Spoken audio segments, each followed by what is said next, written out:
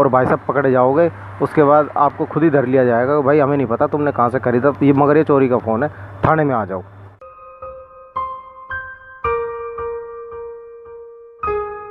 जय हिंद प्यारे दोस्तों, बहुत बहुत शुक्रिया आपका वीडियोस को लाइक करने के लिए, प्यार देने के लिए, मुझे चैनल को सपोर्ट करने के लिए बहुत बहुत धन्यवाद आपका। देखिए आज मैं आपको कुछ ऐसी बात बताने वाला हूँ भाई जिसके बारे में है ना 90% बंदे जानते नहीं हैं और वो गलतियाँ कर बैठते हैं। देखिए आपके शहर में, आपके सिटी में है ना एक चोर बाज़ार होता है। चोर बाज़ार नामक एक चीज़ होती है कि भाई यहाँ पे है ना सस्ता मिलता है, सस्ता फ़ोन मिल जाता है, बढ़िया फ़ोन मिल जाता है। भाई दिल्ली में भी है कि भाई बहुत सारे बंदे, देखो ब्लॉगर की बातों पे भरोसा मत किया करो भाई, ये ओवर चीज़ें दिखाते हैं आपको, बोलते हैं ना ये इनमें 80% झूठ होता है। 80% ये जो ब्लॉगर्स की बातों में कि ये इतने का दे रहे हैं, ये पहले से ही डील कर लेते हैं, पहले ही बात कर लेते हैं बंदे से कि मैं आऊँगा ऐसे फ़ोन लेके और तुम उसमें बता देना ऐसे ऐसे, और अनलॉक है और नया फ़ोन है, कोई दिक्कत हो मेरे पास आ जाना। तो ये चीज़ें पहले ही सेट कर दी जाती हैं। अब आपको एक चीज़ बताता हूँ, देखिए जो स्नैचिंग होती है ना, बस वगैरह में चढ़ते हुए फ़ोन चुरा लेते हैं, फ़ोन मार लेते हैं एक दूसरे की जेब से, वो चीज़ें वहाँ पे वो बंदे सेल करते हैं, ठीक है।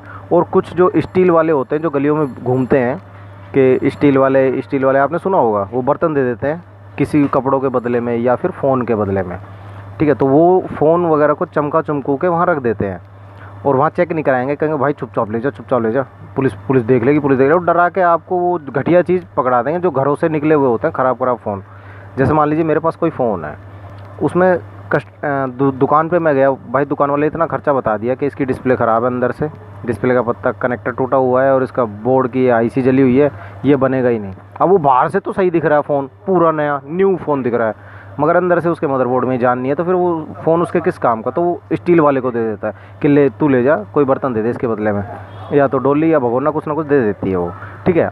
मेरा ख्याल आपकी समझ में आ गया होगा। तो वो चीज़ें वहाँ पे बिकती हैं। अब एक चीज़ ध्यान रखिएगा, जब भी कभी आप चोर बाज़ार जैसी मार्केट जाओ ना, वहाँ से जब आप मोबाइल ख़रीदोगे तो भाई एक चीज़ ध्यान रखना, देखिए मदरबोर्ड के अंदर है ना IMEI नंबर जो होता है ना, वो मदरबोर्ड के अंदर होता है और IMEI नंबर चेंज नहीं होते हैं, ये ध्यान रखना। चोरी किया हुआ फ़ोन मान लीजिए किसी की जेब से निकाल लिया बस में किसी बंदे ने, तो वो अनलॉक हो जाते हैं।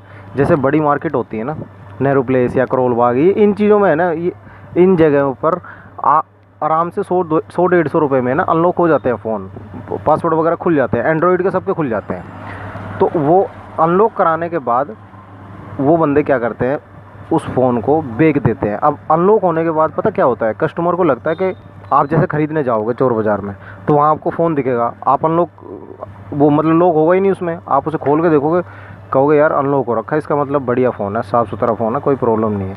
भाई उसमें सिम तो आप अपनी डालोगे, आप उसे अपने घर ले जाओगे, ठीक है, आप उसमें सिम डाल लोगे, सिम तो आपने जो ख़रीदी थी ना वो अपने एड्रेस से ही तो ख़रीदी थी। तो जो फ़ोन ट्रेस होते हैं ना, पुलिस वाले जिस चीज़ को ट्रेस करते हैं, ट्रेसिंग पे लगाते हैं ना मोबाइल फ़ोन को, वो उसी को तो ट्रेस करते हैं, IMEI नंबर को, IMEI नंबर से ट्रेस करते हैं। उस IMEI नंबर पर कौन सी सिम, कौन सा नेटवर्क चल रहा है, इस चीज़ से वो फाइंड कर लेते हैं कि ये IMEI नंबर कहाँ यूज़ हो रहा है। तो जैसे ही आपकी आईडी होगी, आपने जिस आईडी से सिम खरीदी होगी ना, आपकी आईडी वहाँ पर उनके कंप्यूटर में शो हो जाएगी और आपके घर पे मेहमान आ जाएंगे। ऐसा नहीं है कि भाई आपको एक ही फ़ोन के बारे में फिर पुलिस वाले धरते हैं, वो फिर सीधा ये बोल दें भाई कि एक महीने में जितने कांड हुए हैं वो सारे तेरे हैं, वो सारे तुम्हारे जिम्मे। अब उसके बाद भाई साहब मैंने, देखो मैं रियल बताऊँ तो एक बंदा मैंने देखा, वो कम से कम 2.5-3 लाख रुपये में छूटा भाई साहब।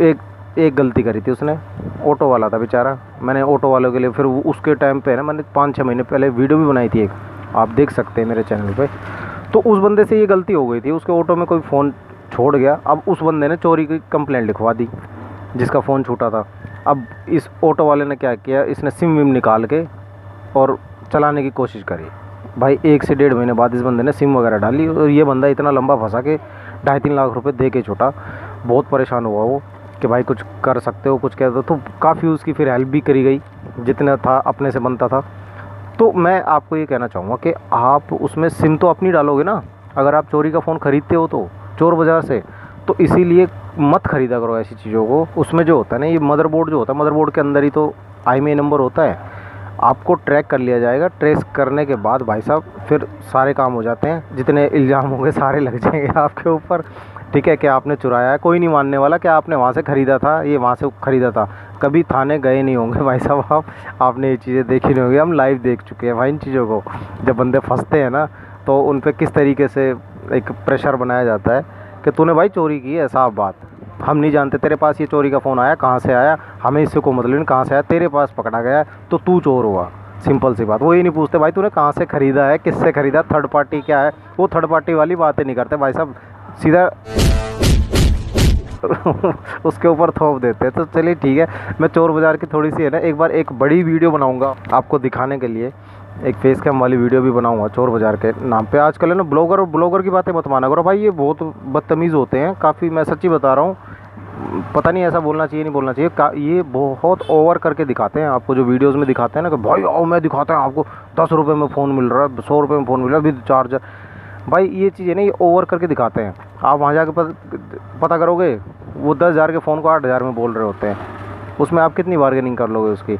और उनकी सेटिंग होती है, जितने भी वहाँ पे जिनकी ड्यूटी होती है वो सबसे सेटिंग होती है, सब जानते हैं एक दूसरे को। नहीं तो चोर बाज़ार लगता है क्यों यार, सिंपल सी बात है यार, आप भी इंसान हो ना भाई, गेहूँ खाता है ना बंदा मेरी वीडियो देखने वाला, तो भाई ये समझो चोर बाज़ार लगते ही क्यों है।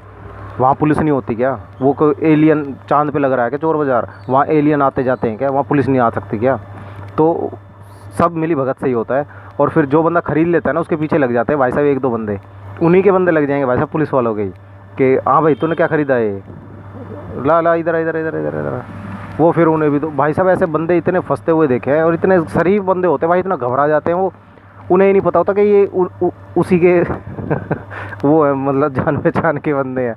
तो इनकी सबकी मिली भगत होती है भाई। चोर बाज़ार जाने की मत सोचो, वहाँ कभी भी फ़ोन वगैरह तो मत खरीदो भाई, मैं फ़ोन वाला हूँ ना तो मैं फ़ोन की बात बता रहा हूँ, फ़ोन मत खरीदना वहाँ से बिल्कुल भी, वरना भाई बहुत लंबे जाओगे, लंबे फंस जाओगे, बेकार में घर वालों का भी नाम ख़राब होगा, कोई दोस्तों में भी नाम ख़राब होगा, या किस चक्कर में पकड़ा गया। तो ये चीज़ें आपके साथ ना हो। तो चोर बाज़ार की थोड़ी बहुत मैंने आपको बात बताई। आपको वीडियो अच्छी लगी हो ना तो आप चैनल को सब्सक्राइब कर लीजिएगा और लाइक करना, शेयर करना, ताकि लोगों को और इसके बारे में पता चले। आप कभी भी मत खरीदना, आपका IMEI नंबर मोबाइल फ़ोन है ना IMEI नंबर से ट्रेस होता है, ठीक है। और जैसे मान लीजिए कोई मोबाइल फ़ोन उसके पास है, किसी सेलर के पास है जो चोरी के मोबाइल बेच रहा है, अब उस बंदे के फ़ोन जो उसके पास फ़ोन है ना, उन सबके IMEI नंबर चेक करके रखेंगे पुलिस वाले भी, इस चीज़ को नोट करके रखेंगे, ये IMEI नंबर है और ये बिक रहा है, हाँ भाई कितने फ़ोन बिक गए, ये वाले बिक गए। जो सेलर होता है सब पता होता भाई उसको कि कौन कौन से फ़ोन उसने बेच दिए, बस वो उसे ट्रेसिंग पे लगा देंगे। अब आप डालोगे अपनी सिम और भाई साहब पकड़े जाओगे, उसके बाद आपको खुद ही धर लिया जाएगा, भाई हमें नहीं पता तुमने कहाँ से खरीदा ये, मगर ये चोरी का फ़ोन है, थाने में आ जाओ। नहीं तो नहीं आते तो भाई साहब हम आ रहे हैं, है ना। तो इस तरीके से फिर आपको गोलमाल करके चलिए, बाकी आप समझदार हैं है ना। और कुछ जानकारी चाहिए हो ना मुझे कमेंट करके बताना, मैं मिलता हूँ आपसे नेक्स्ट वीडियो में, तब तक के लिए जय हिंद और जय भारत।